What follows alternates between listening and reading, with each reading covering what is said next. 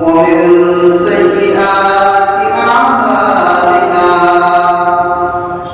من يهده الله فلا مضل له ومن يضلل فلا هادي له ونشهد أن لا إله إلا الله وحده لا شريك له وأشهد أن سيدنا وسندنا وحبيبنا وطبيب قلوبنا ومولانا محمدا عبده ورسوله أما بعد فقد قال الله تبارك وتعالى في كلامه المجيد وفي الفرقان الحميد فأعوذ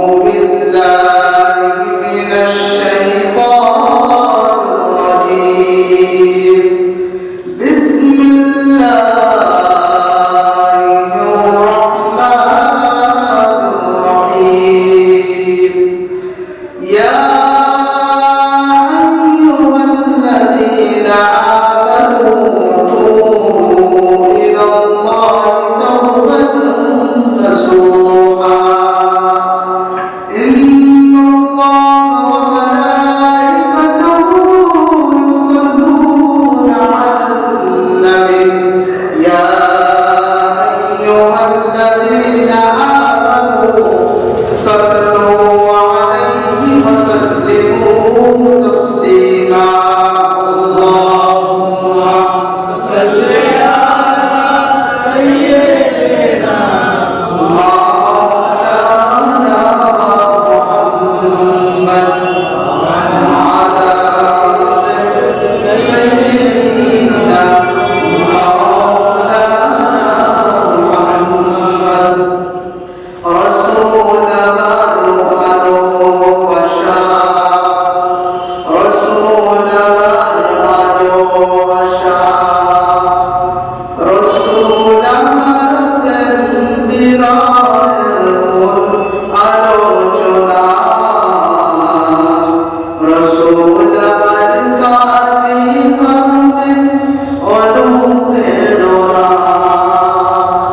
যখন দারুণ দুঃখ নামে আমার জীবন জুড়ে বিপদ আপদ মুসিবতে মরি মুড়ে মুড়ে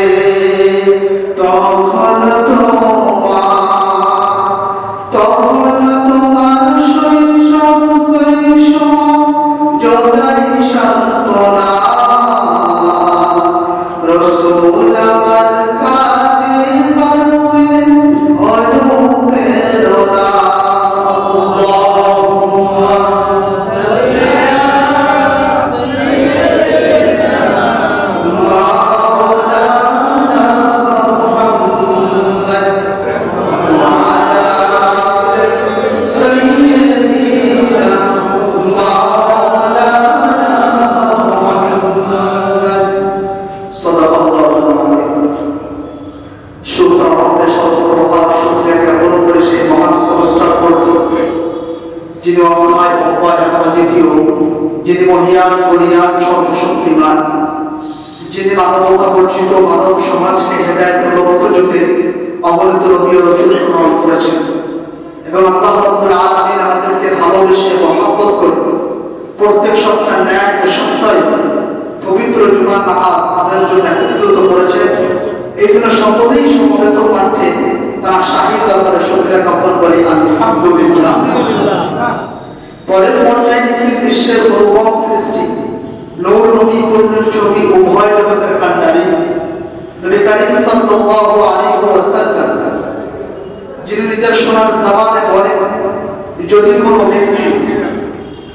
কোনো ব্যক্তি আমার উপর ইত্তিবা দরুদ পাঠায় আল্লাহ তরফ থেকে সেই ব্যক্তির উপর 10টি করে রহমত বর্ষিত হবে সুবহানাল্লাহ। এই জন্য সকলেই আমরা সমর্থভাবে তার শাহী দরবারে দরুদ পড়ে সকলে বলি সাল্লাল্লাহু আলাইহি ওয়াসাল্লাম। আমার প্রিয় মুসলিম ভাইয়েরা, আজ আমরা তওবাকে সামনে রেখে আমরা আলোচনা করব। আমরা সকলেই জানি মানুষ ছাড়া অর্থাৎ নবীরা ছাড়া সমস্ত মানুষ কিন্তু পাবে। নবীরা ছাড়া সমস্ত মানুষ কিন্তু পাবে, অর্থাৎ মানুষের দ্বারাই গোনাহ হওয়াটা স্বাভাবিক। মানুষের দ্বারাই কি গোনাহ হওয়াটা স্বাভাবিক, কিন্তু সেই ব্যক্তি সবচেয়ে উত্তম যে কিনা গোনাহ করার পর পাপ করার পর আল্লাহ তাআলার সামনে আন্তরিকভাবে তওবা, সেই হলো কি সবথেকে উত্তম ব্যক্তি।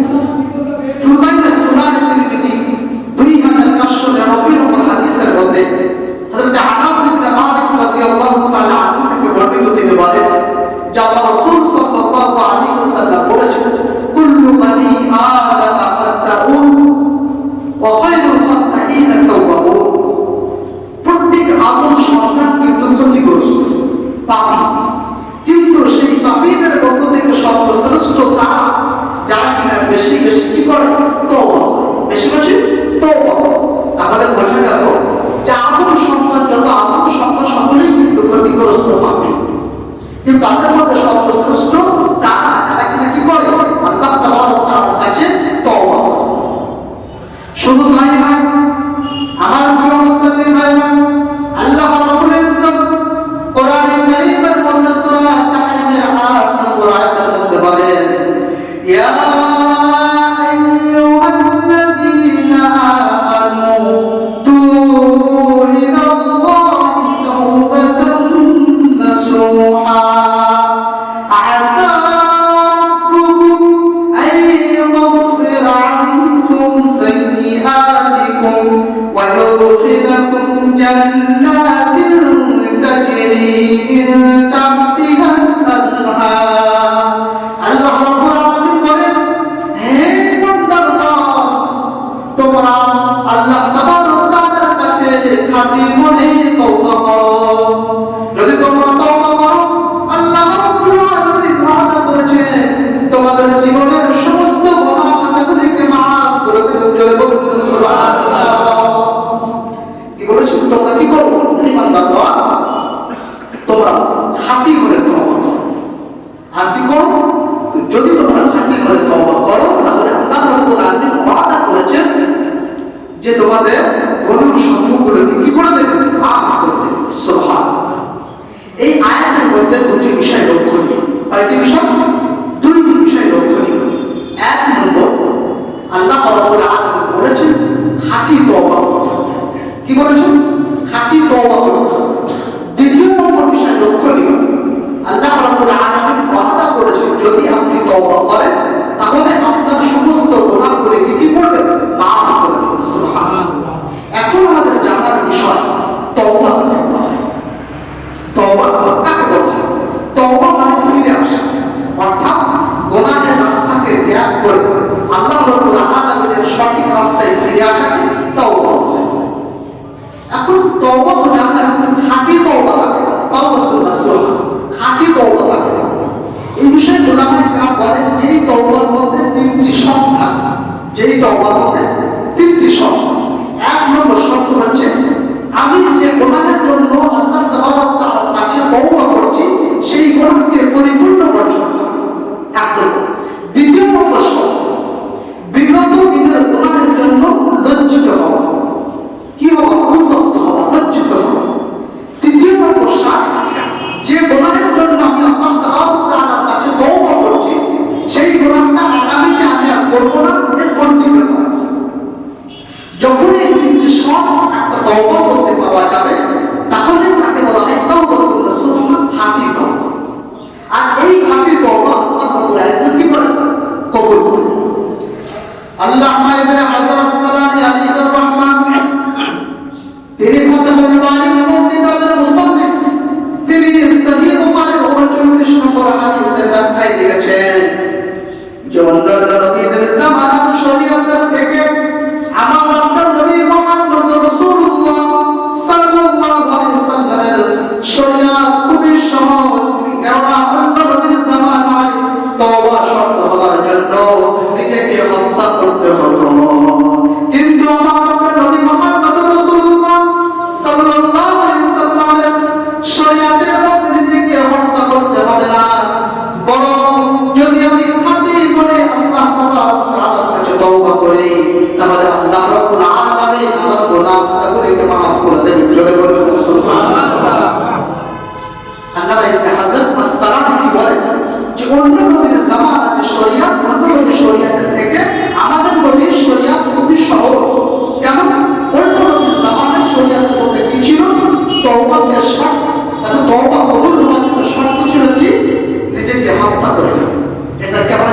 কোন নবীর জামানা?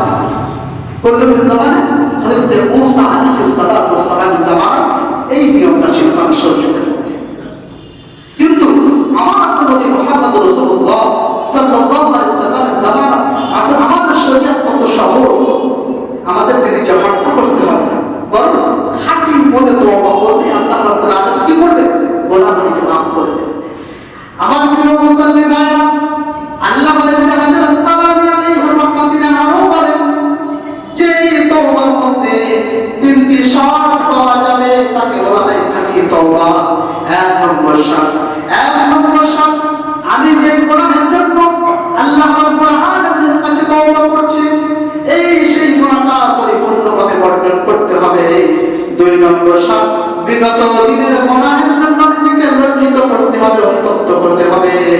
তিন নম্বর শর্ত, যে গুনাহের জন্য আমি আল্লাহ রাব্বুল আলামিনের কাছে তওবা করছি, ওই গুনাহ আমি আর করব না, এর প্রতিজ্ঞা করতে হবে। যদি আমার তওবার মধ্যে এই তিনটি শর্ত পাওয়া যায়, তখন আল্লাহ রাব্বুল আলামিন বলেন এটাই হলো তাওবাতুন নাসুহা। এই তওবা আল্লাহ রাব্বুল আলামিনের কাছে কবুল আর মঞ্জুর হয়। জোরে বলুন সুবহানাল্লাহ। একটু মহব্বতের সাথে বলুন সুবহানাল্লাহ। আমার প্রিয় মুসলিম ভাই, তাহলে বোঝা গেল একটা তওবার মধ্যে যখন তিনটি শর্ত পাওয়া যাবে সেটা হবে তাওবাতুন নাসুহা। এখানে একটা কথা বিশেষ করে আমি বলে রাখি, আমরা আল্লাহ রাব্বুল আলামিনের হুকুমগুলি খুব সুন্দর করে পালন করি, যেমন নামাজ, রোজা, হজ, যাকাত ইত্যাদি যত আল্লাহর হুকুমগুলি আছে। কিন্তু যখন আমি গুনাহ করি আর গুনাহের জন্য আমরা কি করি? তওবা করার জন্য মুখে শুধু আস্তাগফিরুল্লাহ, তওবা আস্তাগফিরুল্লাহ বলে দেয়। মনে রাখবেন, এটা কিন্তু অভিনয় ছাড়া আর কিছুই না। এটা অভিনয় ছাড়া আর কিছুই না। কেন অভিনয়? আপনি মুখে আস্তাগফিরুল্লাহ তওবা করছেন, আবার সেই গুনাহটা রাতের মধ্যে গোপনে করছেন, তাহলে এটা অভিনয় ছাড়া আর কিছুই না। তাহলে আমাদের তওবা করতে হবে কি? অর্থাৎ যেই তওবার মধ্যে, অর্থাৎ যেই গুনাহের মধ্যে নিজেকে লজ্জিত অনুতপ্ত না হবে, সেই তওবা কিন্তু সেই তওবা অন্য তওবার মধ্যে একটু পার্থক্য হয়। যেই তওবার মধ্যে আপনি নিজেকে লজ্জিত করবেন, নিজেকে অনুতপ্ত করবেন, সেটাই হবে খাঁটি তওবা। সেটা হবে কি? খাঁটি তওবা। আমার প্রিয় মুসলিম ভাইরা, আলোচনা করছিলাম সূরা তাহরিমকে দিয়ে। সূরা তাহরিমের মধ্যে আল্লাহ রাব্বুল আলামিন দুটো বিষয় লক্ষণীয় বলেছিলেন। এক নম্বর বিষয় হচ্ছে খাঁটি তওবা। এই খাঁটি তওবা যার মধ্যে থাকবে, আল্লাহ রাব্বুল আলামিন তার গুনাহগুলোকে ক্ষমা করে দেবে। খাঁটি তওবা। খাঁটি তওবা করলে কি হবে? অনুতপ্ত হলে কি হবে? আল্লাহ রাব্বুল আলামিন আপনার গুনাহগুলোকে মাফ করে দেবেন। সহিহ মুসলিমের 355 নম্বর হাদিসের মধ্যে আবু যর গিফারি রাদিয়াল্লাহু তাআলা আনহু থেকে বর্ণিত, তিনি বলেন যে আল্লাহ রাসূল সাল্লাল্লাহু আলাইহি ওয়াসাল্লাম বলেছেন, আমি সেই সর্বশেষ জান্নাতি ব্যক্তি সম্পর্কে জানি যাকে জান্নাত থেকে তুলে জান্নাতের মধ্যে প্রবেশ করানো হবে। সেই ব্যক্তি সম্পর্কে আমি জানি। কি বলেন? জানি সে সর্বশেষ জান্নাতি ব্যক্তি সম্পর্কে জানি, যাকে জাহান্নাম থেকে তুলে কোথায় হবে? জান্নাতের মধ্যে প্রবেশ করানো। তখন নবী সাল্লাল্লাহু আলাইহি ওয়াসাল্লাম বলেন, যখন এই ব্যক্তিকে আল্লাহর সামনে হাজির করা হবে, আল্লাহ রাব্বুল আলামিন ফেরেশতাদেরকে হুকুম করে দেবেন, ওই ব্যক্তির বড় বড় গুনাহগুলিকে গোপন রেখে ছোট ছোট গুনাহগুলিকে সামনে পেশ করো, আর তাকে জিজ্ঞাসা করো যে তুমি এই গুনাহগুলো দুনিয়াতে করেছিলে কিনা। ঠিক তেমনি ভাবে ফেরেশতাগণ বড় বড় গুনাহগুলিকে গোপন রেখে ছোট ছোট গুনাহগুলিকে সামনে পেশ করলেন। করার পরে জিজ্ঞাসা করলেন, তুমি কি এই ছোট ছোট গুনাহ দুনিয়াতে করেছিলে? তখন ওই ব্যক্তি সব গুনাহগুলিকে স্বীকার করবে, একটা অস্বীকার করবে না। কেমন? তখন সে ভয় করবে। যদি আমার আরো তো বড় বড় গুনাহগুলি আছে, যদি সেই বড় বড় গুনাহগুলি আমার সামনে নিয়ে আসে, তাহলে আমি তো ধরা হয়ে যাবো, আমার তো আর কোনো উপায় থাকবে না। যখন ওই ব্যক্তি অনুতপ্ত হয়, আল্লাহর সামনে ভয় দেখালেন, আল্লাহ রাব্বুল ইজ্জত ফেরেশতাদেরকে হুকুম করলেন, ও ফেরেশতা, তুমি এই ব্যক্তির বড় বড় গুনাহ যত গুনাহগুলি আছে সব গুনাহগুলিকে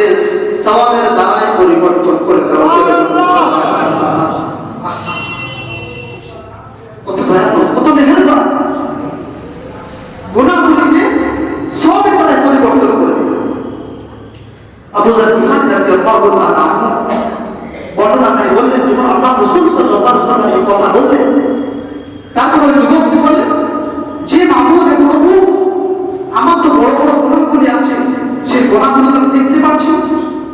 তাহলে আল্লাহ নবী সাল্লাল্লাহু আলাইহি ওয়াসাল্লাম বললেন, যখন এই কথাটা যুবক বলল, আবু যার বিহান বলার সময় আল্লাহ নবী সাল্লাল্লাহু আলাইহি ওয়াসাল্লাম এমন হাসে যে দাঁতের বাড়িগুলি দেখা যাচ্ছে। আল্লাহ রাব্বুল আলামিন সূরা ফুরকানের ৭০ নম্বর আয়াতের মধ্যে বলেন, ইল্লা মান তাবা ওয়া আমানা ওয়া আমিলা আমালান সালিহান ফাউলাইকা ইউবাদদিলুল্লাহু সাইয়্যাতিহিম হাসানাত।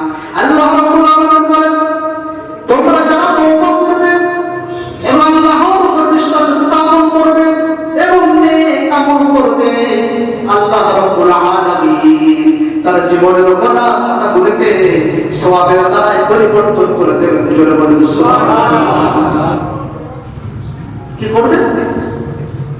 তওবা করবেন এবং আল্লাহর উপর ঈমান যে ব্যক্তি আনবে এবং আনার পরে কি করবেন? যদি সওয়াবের কাজ করে, নেক আমল করে, তাহলে তার বিগত যে গুনাহগুলো ছিল ওই গুনাহগুলোকে সওয়াবের দ্বারাই পরিবর্তন করে দেবেন। আর এই সূরা তাহরিমের দ্বিতীয় অংশ হচ্ছে এটা, দ্বিতীয় বিষয়, যে তুমি তওবা করলে কি হবে? তার গুনাহগুলোকে কি একেবারে ক্ষমা করে দেবে। সূরা বাকারার মধ্যে সূরা বাকারার ২২২ নম্বর বলেন, ইন্নাল্লাহা ইউহিব্বুত তাওয়াবিনা ওয়া ইউহিব্বুল মুতাতাহহিরিন। আল্লাহ রাব্বুল আলামিন বলেন, আল্লাহ রাব্বুল আলামিন তওবাকারীকে পছন্দ করেন, ভালোবাসেন এবং পাক পবিত্র ব্যক্তিকেও ভালোবাসেন। যে তওবাকারী হবে তাকে কি আল্লাহ রাব্বুল আলামিন ভালোবাসেন। কিন্তু আল্লাহ রাব্বুল আলামিন কতটা ভালোবাসেন তওবাকারীকে, সেটা হাদিসের মধ্যে সহিহ বুখারী হাদিস ৬৩০৮ নম্বর হাদিসের মধ্যে আবু সাঈদ খুদরি রাদিয়াল্লাহু তাআলা আনহু থেকে বর্ণিত। তিনি বলেন যে আল্লাহ রাসূল সাল্লাল্লাহু আলাইহি ওয়াসাল্লাম বললেন, যেই ব্যক্তি তওবা করে, তো তওবাকারীর উপর আল্লাহ রাব্বুল আলামিন কতটা আনন্দিত হয়, কতটা খুশি হয়, সেই বিষয়ে বলছেন যে কোন ব্যক্তি তওবা করে, আল্লাহ রাব্বুল আলামিন এতটা আনন্দিত হয়, এতটা খুশি হয়, ওই সফরকারী ব্যক্তির চেয়েও বেশি। আমি তো বড় প্রশ্ন, ওই সফরকারী ভ্রমণকারী ব্যক্তির চেয়েও বেশি আনন্দিত হয়। কোন সফরকারী, কোন ভ্রমণকারী?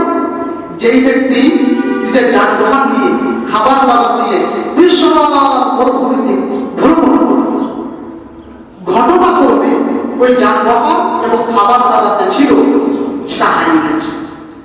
সেটা কি হারিয়ে গেছে? যখন হারিয়ে গেছে সেই ব্যক্তি হতাশ হওয়ার পর একটা গাছের ছায়া শুয়ে পড়লেন। শোয়ার মনে করলে তিনি এই কথা বললেন যে আমার যানবাহন তো হারিয়ে গেছে, সেই যানবাহনে আমার খাবার দাবার যা কিছু সব ওখানেই ছিল, হয়তো আমি আর সেটাকে পাবো না, হয়তো আমার এখানে শেষ মৃত্যু, অর্থাৎ আমি এখানেই মৃত্যুবরণ করবো। এই হতাশ মন নিয়ে তিনি একটা গাছের ছায়া ঘুমিয়ে পড়লেন। যখন হতাশ হয়ে ওই সফরকারী ব্যক্তি ঘুমিয়ে পড়লেন, তারপরে যখন ঘুম ভাঙার পর দেখলো ওই সাওয়ারি এবং খাবার দাবার সামনে উপস্থিত, তখন ওই ঘুমিয়ে থাকা ব্যক্তি ওই সাওয়ারির লাগাম ধরে এত আনন্দ, এত খুশি হয়ে বললেন, আল্লাহুম্মা আনতা আবদি ওয়া আনা রাব্বুকা। আনন্দ খুশি রেখে বললেন, আল্লাহুম্মা আনতা আবদি। এত খুশি হয়ে আনন্দ বলে, আল্লাহুম্মা আনতা আবদি ওয়া আনা রাব্বুকা। হে প্রভু, তুমি আমার বান্দা, আমি তোমার প্রভু। আনন্দে আত্মহারা হয়ে একটু ভুল বলে, অর্থাৎ উনি বলতে চেয়েছে কি, আমি তোমার বান্দা, তুমি আমার প্রভু। কিন্তু এমন আনন্দ খুশিতে আত্মহারা হয়ে কি বললেন, আনতা আবদি ওয়া আনা রাব্বুকা, তুমি আমার বান্দা, আমি তোমার প্রভু। তো এই ব্যক্তির থেকেও আল্লাহ রাব্বুল আলামিন বেশি খুশি হয় তার উপরে যে ব্যক্তি তওবা করে। জোরে একটু বলা যাবে সুবহানাল্লাহ, একটু ভালোবেসে বলা যাবে সুবহানাল্লাহ। তাহলে দেখুন আমার প্রিয় মুসলিম ভাই, তওবাকারীকে আল্লাহ রাব্বুল আলামিন কতটা ভালোবাসে, কতটা ভালোবাসে।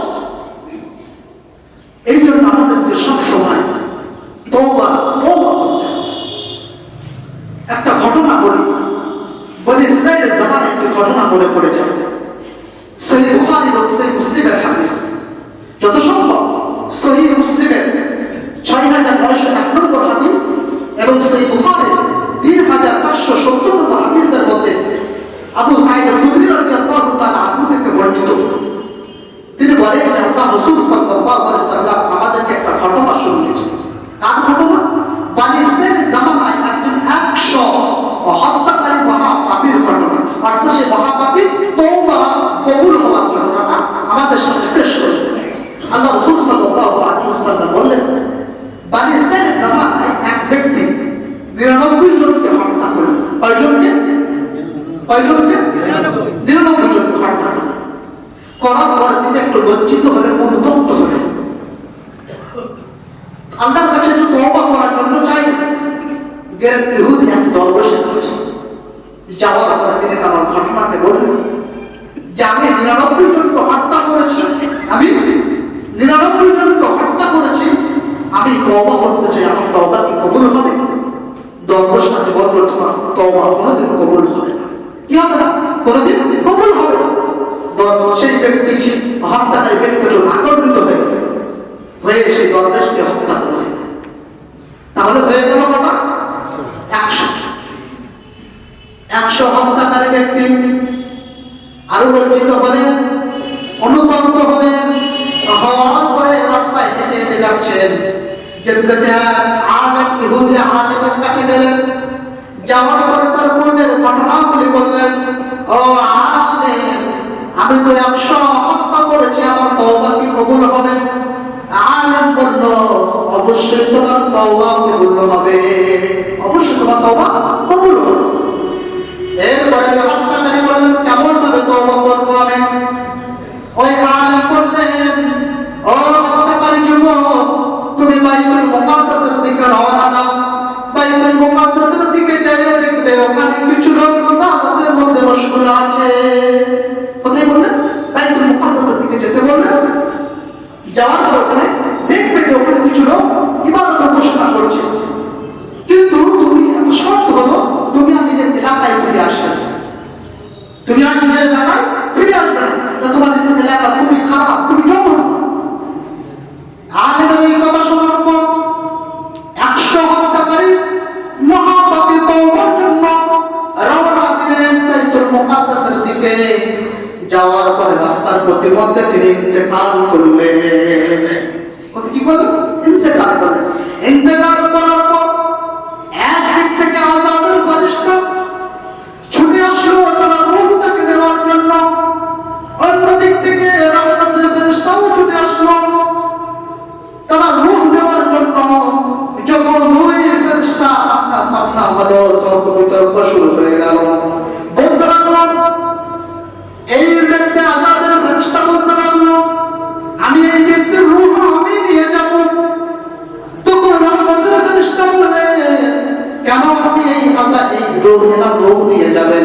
আযাবের ফেরেশতা বলল, এর জীবনে কোনোদিন কোনো ভালো কাজ নেই, এই জন্য এর রূহটাকে আমি নিয়ে যাব।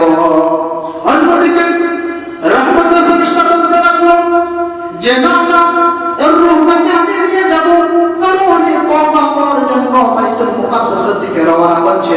আল্লাহ রাব্বুল আলামিন তওবাকে কবুল করেছেন, এর রূহটা আমি নিয়ে যাব।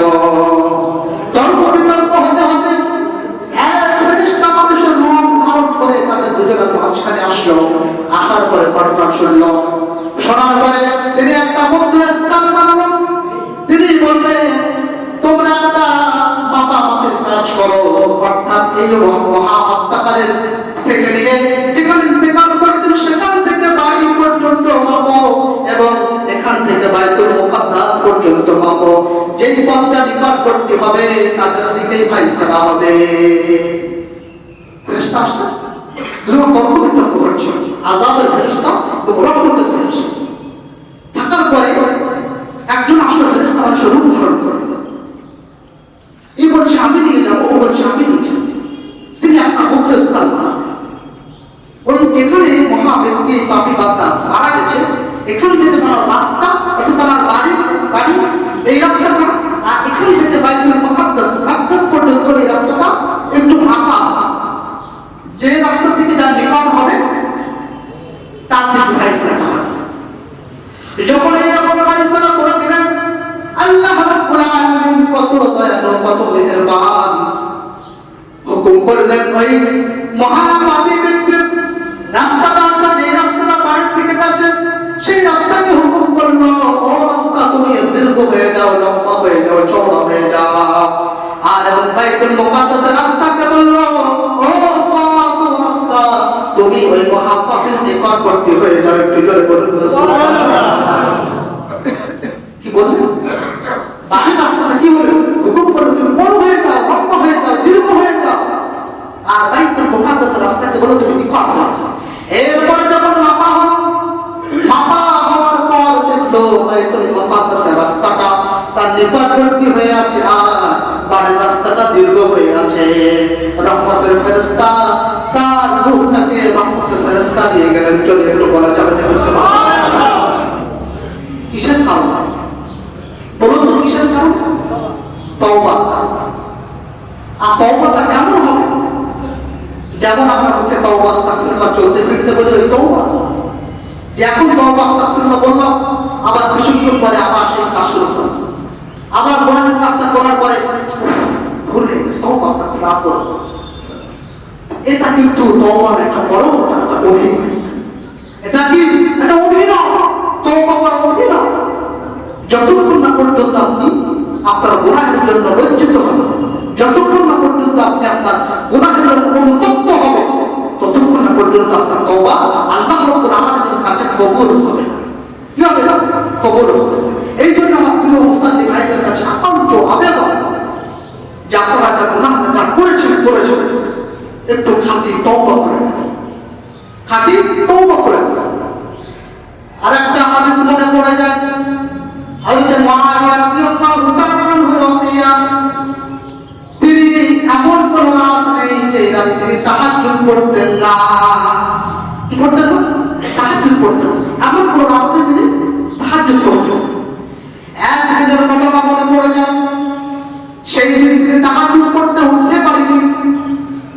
না ওঠার কারণে সারাদিন তার পরের দিন সারাদিন কান্নাকাটির মধ্যে তওবা ইস্তেগফারের মধ্যে সারাদিন কাটিয়ে দিলেন। বললেন, হে মালিক, আমি তাহাজ্জুদ পড়তে পারিনি, আমাকে ক্ষমা করে দাও, আমাকে মাফ করে দাও। সারাদিন কান্নাকাটি করে কেন? একদিন তাহাজ্জুদ পড়তে পারিনি। এরপর হযরত মুআবিয়া রাদিয়াল্লাহু তাআলা শুনে আছেন, এক ব্যক্তি এসে ডাকলেন, তাহাজ্জুদের সময় ডেকে দিলেন। ডেকে দেওয়ার পরে উঠলেন, ওঠার পরে ওই যুবকের দিকে তাকালেন, তাকিয়ে অবাক হয়ে গেলেন। জিজ্ঞেস করলেন, তুমি কোন যুবক? তুমি কে? আমাকে তাহাজ্জুদে ডাকতে এসেছো? তখন সেই ব্যক্তি বললেন, আমি ইবলিস, আমি ইবলিস, আমি ইবলিস।